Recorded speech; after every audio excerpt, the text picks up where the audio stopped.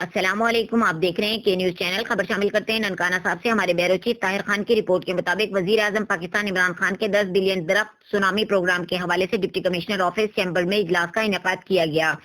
جس کی صدارت ڈپٹی کمشنر ننکانہ راجہ منصور احمد نے کی۔ اس موقع پر additional deputy commissioner general Ahmed Kamal, chief executive officer محکمہ تعلیم Javed Iqbal Baba, divisional forest officer Imran Sattar کے علاوہ محکمہ جنگلات سمیت دیگر متعلقہ ضلعی محکموں کے افسران نے شرکت کی۔ اس موقع پر ڈپٹی کمشنر ننکانہ راجہ منصور احمد نے کہا کہ وزیر اعظم پاکستان عمران خان کے پروگرام کے تحت ضلع بھر میں ماحول کو بہتر بنانے کے لیے 30 جون تک 16 لاکھ پھلدار اور سایہ دار درخت لگانے کا مہم کا آغاز کیا جا چکا ہے، جس میں تمام محکمہ جات پودے لگا کر اس مہم میں بھرپور شرکت کریں گے۔ ڈپٹی کمشنر راجہ منصور احمد نے کہا کہ محکمہ صحت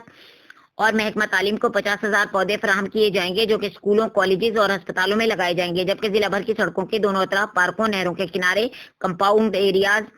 ہیڈ بلوکی کے تمام مقام پر لاکھوں درخت لگائے جائیں گے۔ انہوں نے مزید کہا کہ 3,50,000 پودوں کی نرسری